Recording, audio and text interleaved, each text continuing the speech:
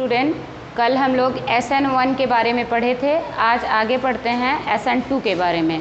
SN1 पढ़ा गया था। SN1 को हम क्या कहते थे? यूनिमॉलिक्यूलर सब्स्टिट्यूशन रिएक्शन, क्योंकि उसकी रेट ऑफ रिएक्शन जो होती है सिर्फ और सिर्फ अभिकारक पर निर्भर करती है, अभिकर्मक पर निर्भर नहीं करती है। और वह अभिक्रिया किसकी प्रेजेंस में होती है, किसके साथ होती है? टर्सरी ब्यूटिल ब्रोमाइड का NaOH के साथ क्रिया करते हैं तो टर्सरी ब्यूटिल एल्कोहल बनाता है। कितने स्टेप प्रोसेस होती थी वो? 2 स्टेप प्रोसेस थी। नेक्स्ट आप इसमें पढ़े होंगे कि इंटरमीडिएट कार्बोधन अर्थात टर्सरी ब्यूटिल कार्बोकटायन बनाता है, और आप जानते हैं इसमें उत्पाद कैसे देता है? रेसमिक मिक्सचर देता है। तो हम SN1 के बारे में इतनी जानकारी कल हमको पता चल गई थी, कल हम लोगों ने इसे पढ़ा था। आगे हम आज किसके बारे में पढ़ेंगे? SN2 के बारे में। SN2 रिएक्शन, ये सब किसके अंतर्गत हम पढ़ रहे हैं? प्रतिस्थापन अपक्रिया में। और कौन सा प्रतिस्थापन अपक्रिया? नाभिक स्नेही प्रतिस्थापन अपक्रिया के अंतर्गत पढ़ा जा रहा है। तो आपको पता है कि इसमें दूसरा टॉपिक है SN2 रिएक्शन या बाईमॉलिक्यूलर न्यूक्लियोफिलिक सब्स्टिट्यूशन रिएक्शन। इस रिएक्शन में क्या है कि उसी का थोड़ा सा मिलता जुलता बनाया गया है। SN2 को बाईमॉलिक्यूलर, बाकी सब न्यूक्लियोफिलिक सब्स्टिट्यूशन रिएक्शन वही है। मतलब इसे हिंदी में क्या कहेंगे? द्विक अणुक नाभिक स्नेही प्रतिस्थापन अपक्रिया। द्विक अणुक नाभिक स्नेही प्रतिस्थापन अपक्रिया कहेंगे। अर्थात इसमें अभिक्रिया की दर इसमें अभिक्रिया की दर अर्थात रेट ऑफ रिएक्शन जो होगा वो किस पर निर्भर करेगा? अभिकारक पर भी निर्भर करेगा और अभिकर्मक पर भी निर्भर करता है। किस पर? अभिकर्मक पर भी निर्भर करता है। ठीक है, तो कितने मॉलिक्यूल्स पर निर्भर कर रहे हैं? एक अभिकारक पर भी निर्भर कर रहा है, एक अभिकर्मक पर भी निर्भर कर रहा है। इस कारण इसे क्या कह रहे हैं आप लोग? द्विक अणुक, मतलब 2 अणुओं पर, अभिकारक पर भी और अभिकर्मक पर भी। इस कारण इसे क्या कहा जा रहा है? द्विक अणुक नाभिक स्नेही इसलिए कहा जा रहा है क्योंकि जुड़ने वाला परमाणु या परमाणु समूह क्या है? नाभिक स्नेही है। और प्रतिस्थापन मतलब जो उसे विस्थापित करेगा। अभिक्रिया के बारे में पढ़ें। अर्थात SN2 रिएक्शन को बाईमॉलिक्यूलर न्यूक्लियोफिलिक सब्स्टिट्यूशन रिएक्शन कहा जाता है। इसे द्विक अणुक नाभिक स्नेही प्रतिस्थापन अपक्रिया कहते हैं क्योंकि इसके अपक्रिया की दर अभिकारक और अभिकर्मक दोनों पर निर्भर करती है। इसी कारण इसे द्विक अणुक नाभिक स्नेही अपक्रिया कहते हैं। अब हम आगे देखते हैं कि इसका उदाहरण क्या है। इसमें हम मेथिल क्लोराइड ले लेते हैं। क्या लेते हैं? मेथिल क्लोराइड, जैसे HCl।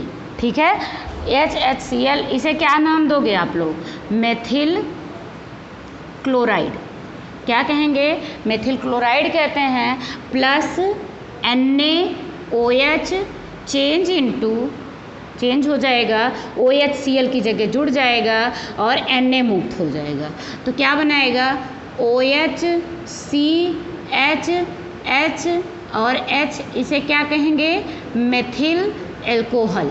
क्या कहेंगे? मेथिल एल्कोहल प्लस NaCl बना लेता है। क्या बना लेता है? NaCl। हम क्या लेते हैं? मेथिल क्लोराइड लेते हैं, HHHCCl। मतलब आप इसे ऐसे भी लिख सकते हैं, कोई दिक्कत नहीं है, CH3Cl भी लिख सकते हैं। मेथिल क्लोराइड का किसके साथ अपक्रिया कराएंगे? NaOH, अर्थात इसे नाम क्या देंगे? Sodium hydroxide. क्या नाम देते हैं? Sodium hydroxide. किसके साथ अपक्रिया करता है? मेथिल क्लोराइड सोडियम हाइड्रोक्साइड के साथ अपक्रिया करता है और मेथिल एल्कोहल का निर्माण करता है तथा NaCl बनाता है। लेकिन इसका उत्पाद जो देगा वो इन्वर्जन ऑफ कॉन्फ़िगरेशन देता है। ठीक है, या प्रतिलोपन अपक्रिया देता है, या आप प्रतिलोपन नहीं कह सकते हैं, प्रतिलोपित उत्पाद देता है। इसका मतलब कि Cl इधर जुड़ा था और जब OH जुड़ेगा तो ये सारे हाइड्रोजन इस दिशा में चले जाएंगे, OH आके यहाँ जुड़ जाएगा। अब ये कैसे होता है हम आके इसकी क्रिया विधि में समझ लेंगे कि हमें OH को यहाँ जोड़ना था इधर साइड में Cl के, लेकिन OH यहाँ जुड़ गया, बाकी ये हाइड्रोजन ग्रुप इधर होने के कारण अब उधर हो गए। ये कैसे संभव हुआ इसे हम आगे क्रिया विधि में समझेंगे। तो थोड़ा सा जान लेते हैं फिर से। SN2 रिएक्शन को क्या कहते हैं? By molecular nucleophilic substitution reaction या द्विक अणुक नाभिक स्नेही प्रतिस्थापन अपक्रिया कहते हैं। जब प्रतिस्थापित करने वाला परमाणु या परमाणु समूह नाभिक स्नेही हो तो उसे नाभिक स्नेही प्रतिस्थापन अपक्रिया कहेंगे। लेकिन द्विक अणुक की बात की जा रही है। किसकी बात की जा रही है? द्विक अणुक की बात की जा रही है। इसका मतलब है कि जिसमें अपक्रिया की दर अभिकारक के साथ साथ किस पर निर्भर करे? अभिकर्मक पर भी निर्भर करती है। तो उसे हम क्या कह सकते हैं? अभिकारक के साथ अभिकर्मक पर भी निर्भर कर रही है, इस कारण इसे क्या कहते हैं? द्विक अणुक नाभिक स्नेही। क्योंकि कितने रेट ऑफ रिएक्शन, कितने अभिकारक और अभिकर्मक दोनों पर निर्भर करती है। इसका मतलब दोनों अणुओं पर, अभिकारक पर भी और अभिकर्मक भी कितने अणु है? 2 अणु। तो उसे हम द्विक अणुक नाभिक स्नेही प्रतिस्थापन अपक्रिया कहते हैं। इसका एक उदाहरण लिए हैं। एग्जाम्पल में क्या लिया गया है? Methyl chloride CH3Cl sodium hydroxide NaOH के साथ क्रिया करता है तो किसका निर्माण करता है? मेथिल अल्कोहल का और NaOH देता है। ये कैसा उत्पाद देता है? इन्वर्जन ऑफ कॉन्फ़िगरेशन देता है, अर्थात प्रतिलोपन उत्पाद देता है या इसके विपरीत उत्पाद देगा। जैसे हम इसकी क्रिया विधि समझते हैं कि ये कैसे ही कन्वर्ट हो जा रहा है, बदल जा रहा है, तो उसको हम समझेंगे थोड़ा सा। अभी हम आपको अंतर भी बताएंगे कि क्या है SN1 में और क्या अंतर है SN2 में। चलिए देखते हैं SN2 क्रिया विधि अर्थात मैकेनिज्म देख लेते हैं कि इसकी क्रिया विधि क्या है। ठीक है, क्रिया विधि में आपको पता ही है, सबसे पहले NaOH टूटता है Na+ और OH- में।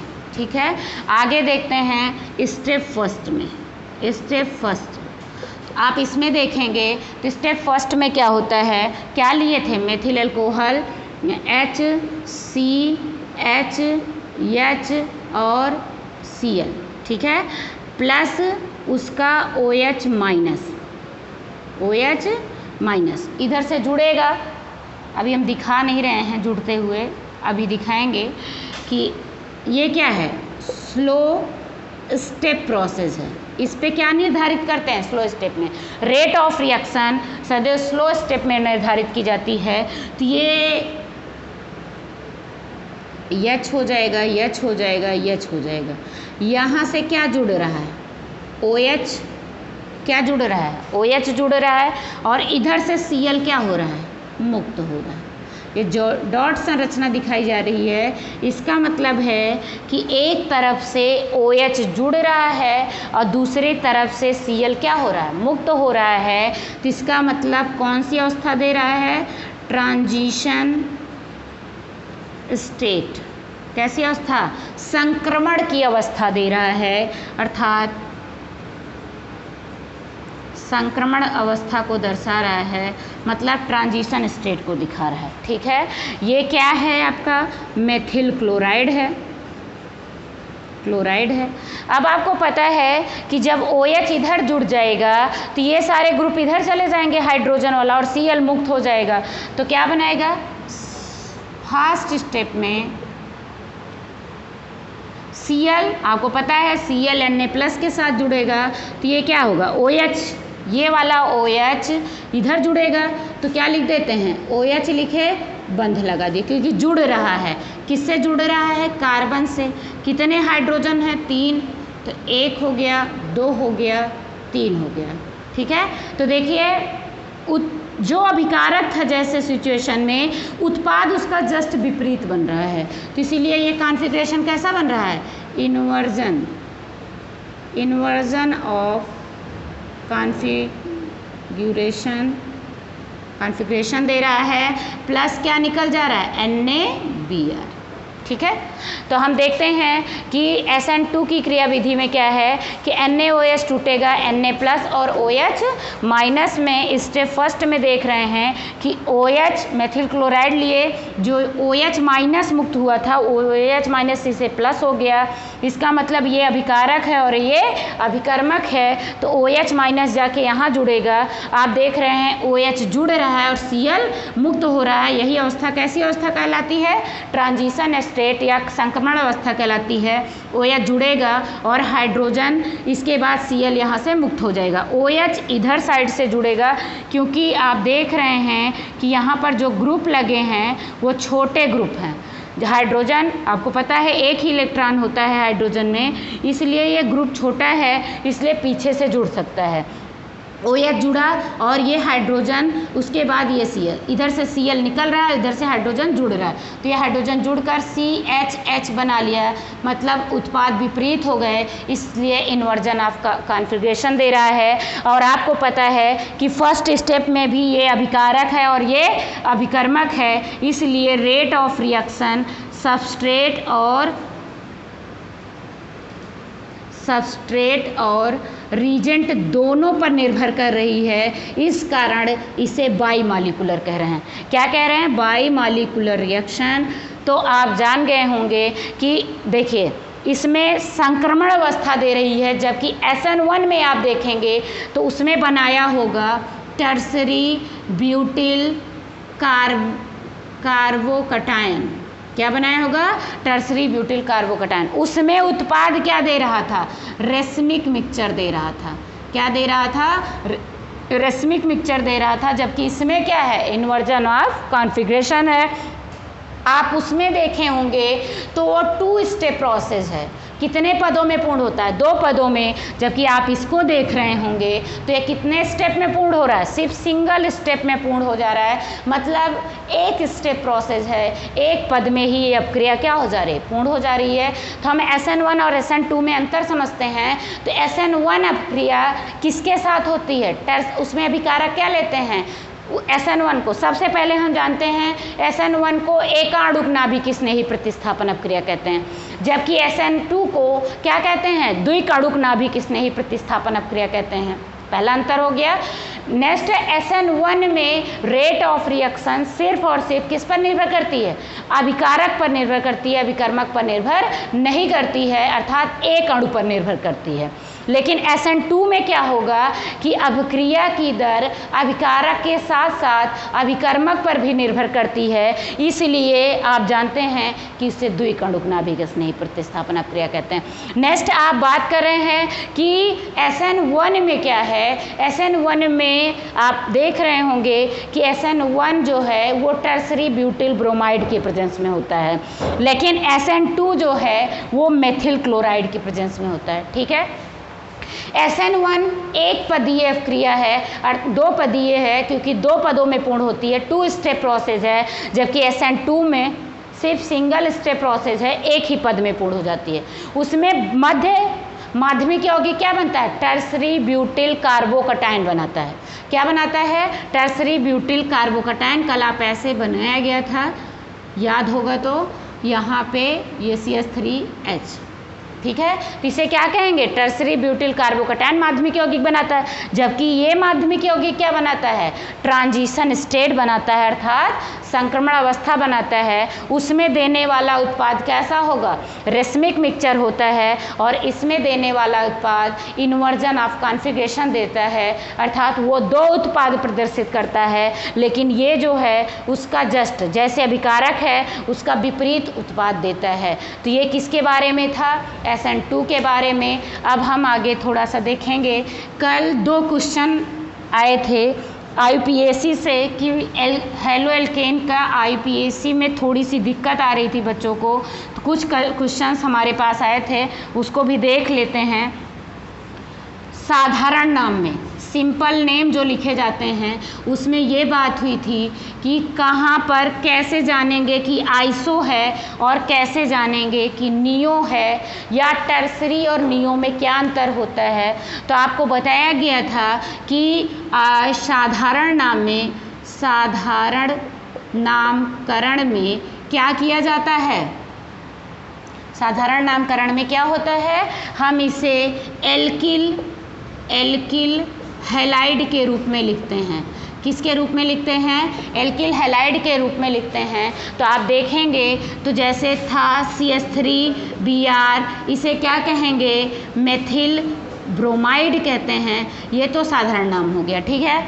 जैसे हम आगे देखते हैं, लिखा है CH3 CH2 CH2 CH2 Cl, ठीक है। ये श्रृंखला बड़ी है, इसलिए हम इसे नॉर्मल में लिखते हैं। नॉर्मल पूरा ना लिख के सिर्फ यन से इंडिकेट कर देते हैं। और देख रहे होंगे कितने कार्बन हैं, 1 2 3 4, तो नॉर्मल ब्यूटिल क्लोराइड हो गया। क्या हो गया? नॉर्मल ब्यूटिल क्लोराइड हो गया। तो आप इसे नॉर्मल, श्रृंखला बड़ी होगी तो नॉर्मल में लिख दिया जाएगा।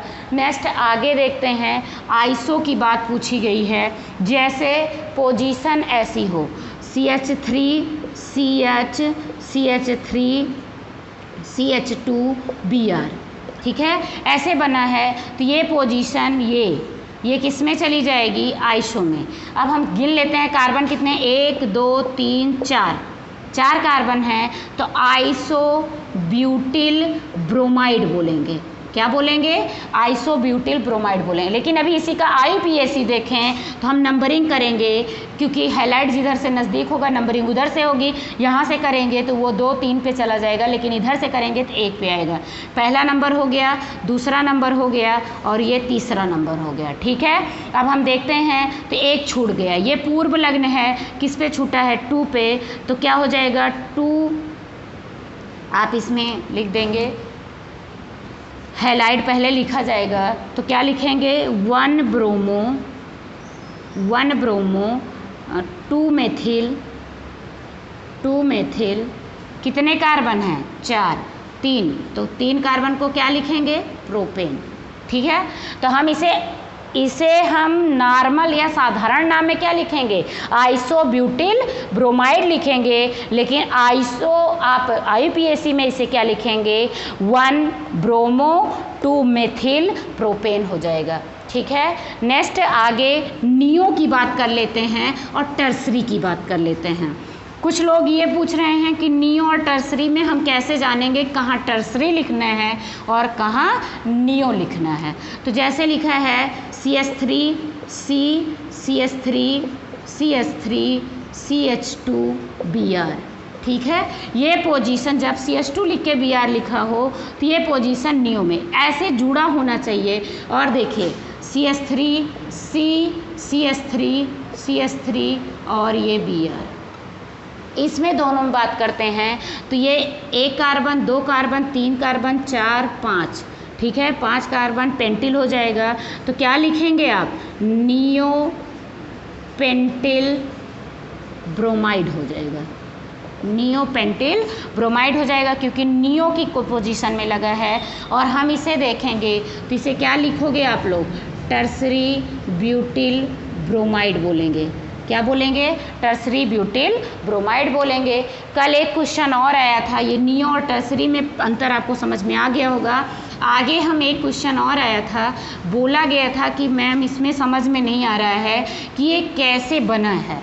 जैसे लिखा था CH3 CH2 CH3, ठीक है, लिखा था Cl2 और दिया गया था कि उत्पाद दे रहा है CH3 CH2 CH2 Cl, ठीक है, और ये दे रहा है प्लस में CH3 CH यहाँ Cl हो जाएगा और यहाँ CH3 हो जाएगा, ठीक है। ये 2 उत्पाद वहाँ दिए जा रहे थे और पूछा गया था कि मैम ये दोनों उत्पाद कैसे दे रहे हैं, या इसमें दिया गया था कि ये माइनर का मतलब आप जान लीजिए, मान लेते हैं इंडिकेशन 40% उत्पाद ये दे रहा है तो 60% ये दे रहा है। प्रोडक्ट का कितना परसेंट? 60% ये देगा तो 40% ही ये देगा। तो ये पूछा गया कि ये बताइए कि कैसे ये 40% दे रहा है और ये 60% दे रहा है। तो हम एक चीज़ जान लेते हैं, हमारे पास 2 कार्बन है, 2 कार्बन में मतलब है तो 3, लेकिन कार्बन के जैसे यहाँ भी हाइड्रोजन 3 है, यहाँ भी हाइड्रोजन 3 है, तो इसकी बैलेंसी 3 हाइड्रोजन से कंप्लीट है, तो दोनों समान हो गए। और एक हाइड्रोजन बीच में है जिसपे हाइड्रोजन कितने जुड़े हैं, एक कार्बन बीच में है जिसपे हाइड्रोजन कितने जुड़े हैं, 2 जुड़े हैं। आप देख रहे हैं इस पे हाइड्रोजन 3 जुड़े हैं, इस पे भी हाइड्रोजन 3, तो इसका कोई मतलब नहीं है, इसका तो एक कार्बन हम ले लेंगे, कोई भी ले लेते हैं, अंतर दोनों में कुछ नहीं है, वही है। लेकिन एक में ये है, एक में यहाँ 2 हाइड्रोजन जुड़े हैं। तो हम देखिए दोनों कंडीशन में है कि एक कंडीशन ऐसी भी होनी चाहिए कि CH2 यहाँ का एक हाइड्रोजन किसके द्वारा मुक्त हो जाए, Cl- के द्वारा मुक्त हो जाए और Cl यहाँ जाके जुड़ जाए, Cl यहाँ जाके क्या हो जाए, जुड़ जाए, क्योंकि यहाँ का हाइड्रोजन प्लस में निकलेगा तो यहाँ माइनस हो जाएगा। ठीक है, तो यहाँ माइनस होगा तो ये बन गया। और एक हाइड्रोजन ऐसा भी है कि वो क्या बनाएगा, आप देख रहे होंगे कि ये मुक्त मूलक अवक्रिया देता है, फ्री रेडिकल। ठीक है, क्यों देता है, कैसी अपक्रिया देता है, फ्री रेडिकल, क्योंकि HNU के प्रेजेंस में हो रहा है, तो ये कैसी अपक्रिया देगा, फ्री रेडिकल रिएक्शन देगा। तो ये बनाएगा CH3 CH2 CH2 free radical plus H free radical, और एक Cl free radical plus Cl free radical इससे जाके ऐड हो जाएंगे, तो ये वाला उत्पाद दे देगा, ये वाला प्रोडक्ट। नेक्स्ट हम दूसरे की बात करते हैं, तो हो सकता है बंध यहाँ से इसका हाइड्रोजन टूटे, तो CH3 CH यहाँ H है, ये CH3 है। ठीक है, तो हो सकता है ये भी फ्री रेडिकल बनाइए, फ्री रेडिकल, तो ये free radical primary free radical है और ये क्या है, सेकेंडरी फ्री रेडिकल है। जबकि सेकेंडरी ज़्यादा स्थायी होते हैं किसकी अपेक्षा, प्राइमरी की अपेक्षा, इसलिए ये ज़्यादा अच्छा प्रोडक्ट देगा इसकी अपेक्षा, ये ज़्यादा अच्छे से प्रोडक्ट देगा, इसीलिए 60% दे रहा है और ये प्रोडक्ट कितना दे रहा है, 40% दे रहा है। फिर से हम एक बार समझ लेते हैं, जैसे ये दिया गया था प्रोपेन का किसके साथ, Cl2 के साथ HNU की प्रेजेंस में अपक्रिया पूछी गई थी। बताया गया था कि यहाँ भी Cl जुड़ा है, एक प्रोडक्ट ये दे रहा है, एक प्रोडक्ट ये दे रहा है। ये पूछा गया था कि ये 40% क्यों दे रहा है और ये 60%, हो सकता है परसेंटेज में अंतर हो, लेकिन ये कम था और ये ज़्यादा था, तो हम एक अनुमान मान लिए हैं कि ये 40% दे रहा होगा और ये 60% दे रहा है। तो कारण क्या था, क्योंकि जब ये फ्री रेडिकल में टूटेंगे तो ये प्राइमरी फ्री रेडिकल का उत्पाद देगा और ये सेकेंडरी फ्री रेडिकल, जबकि आप जानते हैं प्राइमरी की अपेक्षा सेकेंडरी क्या होते हैं, ज़्यादा अस्थायी होते हैं, अस्थायी ज़्यादा होगा तो ये प्रोडक्ट भी क्या होगा, अच्छा ज़्यादा देगा। इसलिए ये इतना आपको समझ में आ गया होगा। आज की क्लास इतना ही, कल से हम क्लोरोफॉर्म पढ़ाएंगे। नेक्स्ट वीडियो आप ज़्यादा से ज़्यादा वीडियो देखेंगे तभी आपको सारी बातें समझ में आएंगी, और रोज़ का वीडियो आप लगातार देखते रहिए। Thank you.